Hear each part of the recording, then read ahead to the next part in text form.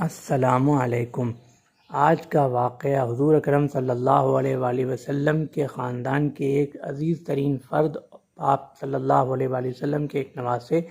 اور سیدنا علی کرم اللہ وجہہ کے ایک فرزند کا ہے۔ یہ واقعہ الکامل فی التاریخ،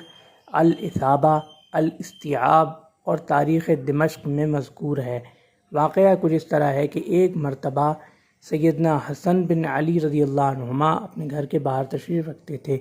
کہ ایک شخص جو عقیدتاً خوارج سے مماثلت رکھتا تھا، خوارج کے عقیدے میں تھا، خوارج نے اس کے ذہن کو پراگندہ کیا ہوا تھا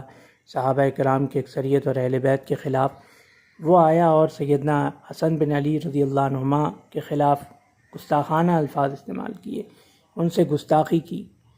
سیدنا حسن بن علی رضی اللہ عنہما جب تک وہ بولتا رہا تب تک آپ خاموشی سے سنتے رہے۔ جب وہ خاموش ہوا تو آپ رضی اللہ عنہما نے دریافت فرمایا کہ تمہیں کیا چاہیے؟ اگر تم بھوکے ہو تو آؤ، ہمارے گھر میں کھانا بھی موجود ہے، اور اگر تمہیں سہارا درکار ہے، پناہ درکار ہے،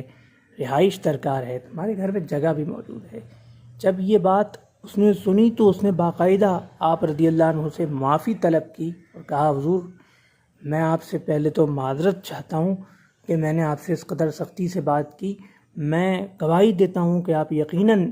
میں آپ کا نام تو نہیں جانتا لیکن یقیناً آپ حضور اکرم صلی اللہ علیہ وآلہ وسلم کے نواسوں میں سے ہیں اور سیدنا علی کرم اللہ وجہہ کے صاحبزادوں میں سے ہیں، چونکہ میں نے سنا تھا کہ حضور اکرم صلی اللہ علیہ وآلہ وسلم اور سیدنا علی کرم اللہ وجہہ کے اخلاق حسنہ کی مثال ملے گی تو سیدنا علی کرم اللہ وجہہ کے صاحبزادوں میں سے کسی سے ملے گی۔ اس واقعے سے پتہ چلتا ہے اس واقعے کے بعد وہ شخص سیدنا حسن بن علی رضی اللہ عنہما کا نہ صرف دوست بن گیا، محب بن گیا،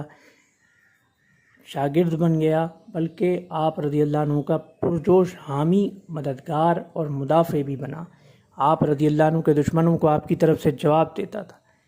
اس واقعے سے پتہ چلتا ہے کہ جس طرح سیدنا حسن بن علی رضی اللہ عنہما نے اخلاق حسنہ کے کمال کا مظاہرہ فرماتے ہوئے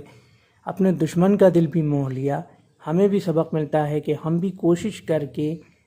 اچھے سے اچھے اخلاق کا مظاہرہ کر کے بدترین دشمن کو بھی دوست بنا لیں، اور ایسا ممکن ہے۔ تو چونکہ حضور اکرم صلی اللہ علیہ وآلہ وسلم کے کریمانہ اخلاق کا مظاہرہ دیکھ کر بھی بہت سے آپ صلی اللہ علیہ وآلہ وسلم کے سخت ترین دشمن آپ صلی اللہ علیہ وآلہ وسلم کے اخلاق حسنہ، اخلاق کریمانہ اور اخلاق نبوی کا اعتراف کرتے ہوئے مسلمان ہو گئے تھے۔ لہذا